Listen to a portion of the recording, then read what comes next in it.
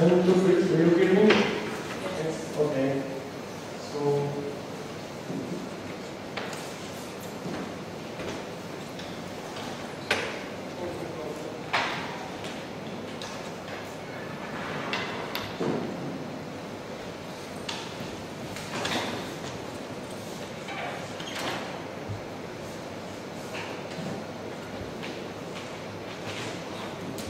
Okay, so my name is Łukasz Rzepnicki. I am from University from Toronto.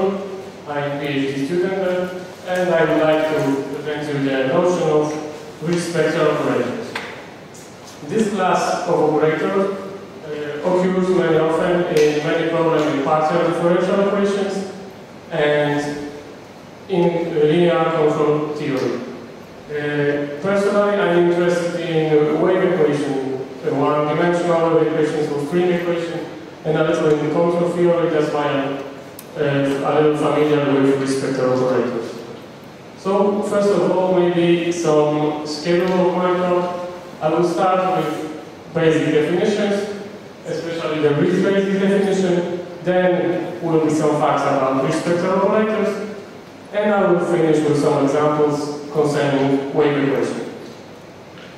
So, let's start. First, the definition of rich basis. We have Hilbert space H, and a sequence of vectors in this space forms a rich basis when, first of all, is maximal, so the closure of the linear span of phi m is equal to the whole space H. And the second condition, that there exist positive constants m, small m, capital M, that for all n and scalars alpha m, this inequality holds. As we see, a rich basis is some generalization of orthonormal basis, because when we have orthonormal basis here, we have equality, and small m and capital M is equal to 1. So again, due to the partial identity, every orthonormal is a rich basis. I said that this is some generalization, so now I should show some example of rich basis which is not orthonormal. But to do this, I need an equivalent definition of rich basis. There are many equivalent definitions of rich basis. There can be found, for example, in a book of Goldberg and Klein, but I will show one of them which is very useful. So, the sequence of vectors forms rich basis. We can say, roughly speaking, that when is an image of some orthonormal basis by bounded invertible operator. So when you want to produce some rich basis, you can take an orthonormal basis, take some bounded invertible operator, take an image, and then this will be a rich basis. So now the example. So rich basis which is not orthonormal. We can take some orthonormal basis in the Hilbert space, and we define a sheaf operator. Usual sheaf operator not weighted like it was yesterday on the open session. Then this sheaf operator is an isometry. We can take some scalar beta, which is non-zero, and then this operator beta times s, its norm is less than 1, so whole operator T is bounded and invertible.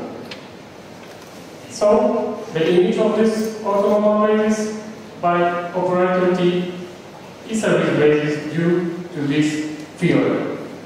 But we can easily calculate the scalar product of two vectors of this rich basis, and using the fact that En was orthonormal basis, we find that this scalar product is equal to beta. Beta is non-zero, so these two vectors are not orthonormal. So we see that the rich basis is really something more than orthonormal basis. Now I will give you some properties of rich basis, but we can have an intuition that they will be more and less similar to the properties of orthonormal bases. First some remark, when we have a Ries basis, we always have a b-orthogonal sequence to it. B-orthogonal, it means that this scalar product is equal to the Kronecker delta. So, again, when we have orthonormal basis, it's b-orthogonal to itself. And how to prove it? It's sufficient to take this operator from the equivalent definition of this basis, take the adjoint and the inverse, and we have b-orthogonal sequence. And now the theorem about representation in some series. This series is very similar to the Fourier series. So when we have Ries basis, every element of the space H can be represented as a series when we have this coefficient and here Ries basis. When we have orthogonal basis, is like I said, b orthogonal to itself, and psi n is equal to phi n. And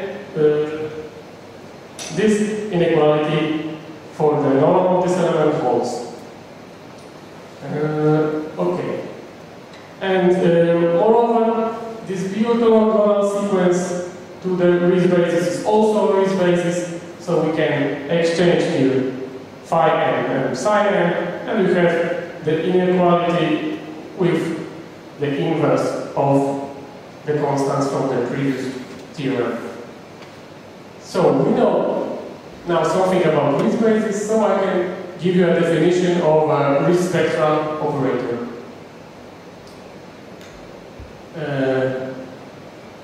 So a linear operator is a Ries spectral operator when it's closed.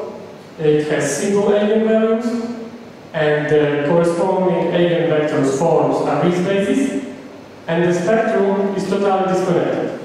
By totally disconnected, I mean that no 2 points in the spectrum can be joined by a segment lying entirely in the spectrum. This definition and my talk based on the book of Kurtain and Zwart, an Introduction to Infinite Dimensional Control Systems. And this assumption about spectrum is some kind of technical assumption which is important to prove some properties in control theory, as for example, controllability of some system with respect to operator, and for proving some fact about invariant subspace. But in these properties, which I show you in a minute, you don't need this assumption about totally disconnected spectrum. But in general theory, it's necessary. So now, some properties of a Ries spectral operator. We know a lot about this operator, and we see, like I said before, the closure of this point spectrum is exactly the spectrum of this operator. The resolvent is given by this expression, and we know that the resolvent is this series with this coefficient, and we know that the operator can be also represented as a series with a different coefficient, and the domain of this operator is exactly the set where these coefficients are square summable. So, pretty nice representation.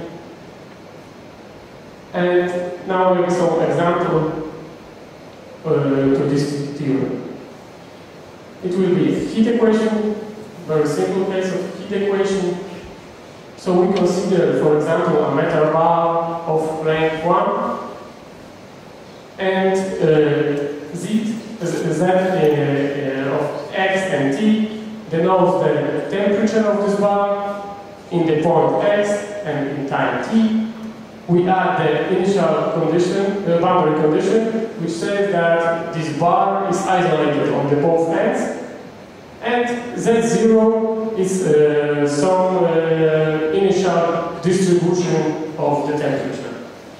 And we can transform this equation to the operator form as an abstract Cauchy problem. And we do this. And we take as a Hilbert space, we take L2. And as our new variable, we take V, which in every time t is the function of x. And we can write this as a Cauchy problem, where A is the operator which is simply the second derivative, partial derivative, and the domain is the Sobolev space to 2, and here we have this boundary condition using our new variable.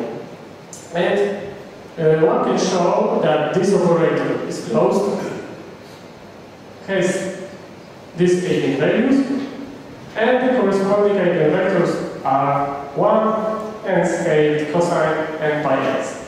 And we know that this sequence is an orthogonal basis in L2, so it's of course a Riesz basis, and due to the previous theorem we can represent this operator as a series, but here we have these eigenvalues, and phi n is just a cosine, and this inner product is normal inner product in L2, so if somebody wants can rewrite it using the integrals, and etc. So this is this very simple example. Now something about the Riesz spectral operators and C0 semi-groups. We have very simple conditions for Riesz spectral operator for generating C0 semi-group. So, a Riesz spectral operator is a generator of C0 semi-group if and only if the supremum of the real part of eigenvalues is finite. So, in the previous example, the eigenvalues was bounded from the above by 0, so, and they were real, so this supremum was finite. And this operator from the heat equation is a generator of C0 semi-group, and which looks like this. Here we put the eigenvalues, so in the previous example it will be e to the minus n squared pi squared and this coefficient. We also know something about the growth bound of this semi-group, which definition is here, and it's exactly this supremum. So in the previous example it was 0, so the growth bound of this C0 semi-group in the previous example was exactly 0. Okay, now I can show you some examples concerning wave equations. Now we consider a wave equation in a one-dimensional wave equation, so we can think just about a string which can move. We add this boundary condition, which means that this string is fixed at the both ends. W0 is the initial position of the string, and W1 is the initial velocity of the string. So W of xt denotes the vertical position of a string in time t. And again, we can transform this equation to the abstract Cauchy problem, but now the different Hilbert space now is the product of L2s. And as a state, we now take a vector, W and the derivative with respect to t, and we obtain this Cauchy problem with operator B. Operator B is given now by the matrix of the operator I is the identity operator on L2, and B0 is just, again, the second derivative, but now with the minus. And now with this minus, B0 is positive operator, which is very important later, self-adjoint, and again on the Sobolev space with this boundary condition. Like I said, it's important that B0 is positive and self-adjoint and bounded. Why? Because then B0 has the square root of operator. We can calculate that the eigenvalues, eigenvectors, and also that B is closed. And now we have purely imaginary eigenvalues. So again, the supremum of the real part will be 0. So if B is a real spectral operator, it will be the generator of C0 semi-group, because this supremum of the real part of eigenvalue is 0. And this sequence phi n is also maximal in H, but it's not Risk basis, because the second condition from the definition of risk basis is violated. We can see here at the blackboard, I write the second condition here again, and we can consider the sum of the phi n when all these alpha n's are ones. So this sum is equal to 1 square and this. So this series is not convergent, but this is convergent. And so here we have a contradiction, because here we will have series which is not convergent, and here a series which is convergent. So this operator B on the space H is not a real spectral operator, and moreover, it does not generate C0 semi-group. But can we repair this example in some way? Can we change something? We can change a little the space and the inner product. So now we take, instead of L2 here, we take the domain of the operator of the square root of B0. And we define inner product of this page, H0, as this expression. Normal, this usual inner product was without this square root of B0. And with this inner product, okay, of course we have to change a little this domain of the operator B. And with this inner product, the space H0 is again a Hilbert space. And what is very important in applications, still the norm of the classical solution of this equation is a physical energy of a string. We change norm a little, but it's still the physical energy of a string. And this operator on H0 is again closed, has the same eigenvalues, eigenvectors. So we have to show that this is maximal operator. This sequence is maximal in this new space H0, and that is a risk basis. Here I write how to do it, but maybe I'll skip it a little. Important is that the eigenvalues lambda n is equal to the minus lambda of minus n, because the eigenvalues was I times n times pi. And the sinus of minus x is equal to minus sinus x. So we can show that this is also maximal in H0, and one can calculate. It's quite long, but it's not very hard. But it's even orthogonal operators in H0. So in this space H0, this is a real spectral operator. Again, this supremum of eigenvalues, it's finite, so it's a generator of C0 semigroup, and this semigroup is given by this monster, yes? And the last example, what about the string, the wave equation, the string equation with another boundary conditions? We had the boundary condition without this derivative, the spatial derivative here in the previous example. Now we take in this boundary condition with derivative. So we have to change again a little the space H0.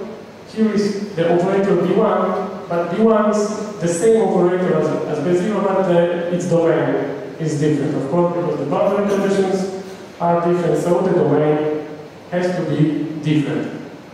And now the operator B1 is not positive, it's only non-negative. So it also has a square root, but we have a problem with this inner product, which is on the blackboard, which was in the previous example, because then this inner product is not inner product with B1 here. But again, we can repair this a little, and we add this factor here, and with this factor, this inner product, this is inner product, and is a Hilbert space. H1 is a Hilbert space. So we have the same eigenvalues as before, but the eigenfunctions are different. Now we have cosine. And it's important that this is cosine, because now it's not even a maximal sequence in this space. Why? Because we can take the vector 0, 1, and we can take the scalar product with every phi n, and we obtain 0. So, but v is not 0, so this sequence is not maximal. But this operator generates C0 semigroup. It can be shown using Lamar-Phillips theorem, but is not a Riesz spectral operator. So let me finish with some notion about Riesz spectral systems, about this notion is used in control theory. In control theory, we are mostly interested in this system, where x is our state, the function u is our input, something what we can control in our system, our invisible hand in this system, and y is output, is something what we can observe. You can think instead of this system about, for example, an electrical circuit. When we have some battery, when we have some resistor or inductor, and for example, we can control the battery. You can add some voltage or subtract some voltage, you can say. And so U will be our control of this battery. What can be Y? Y can be something that we can observe. We cannot observe everything in real problems. So, for example, we can observe only the voltage on the resistor, only on the resistor. And the question is, how we can control the system? Is it possible to steer this system from one state to another, always? From an arbitrary state to another arbitrary state? Or is it possible to stabilize the system in some way? So, to make solutions to behave as we want? Or can we steer this system from 0 to every state? So this is the main idea of control theory.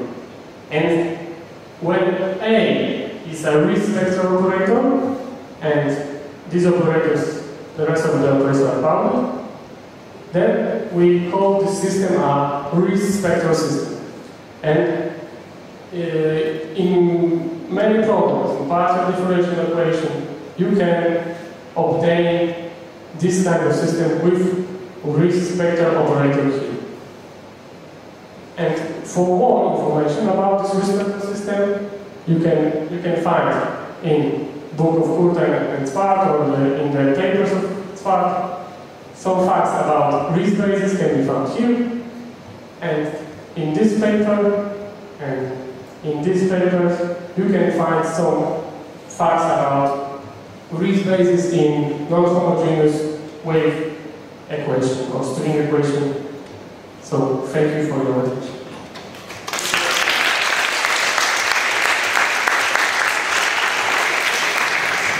Are there any questions? Can you be part of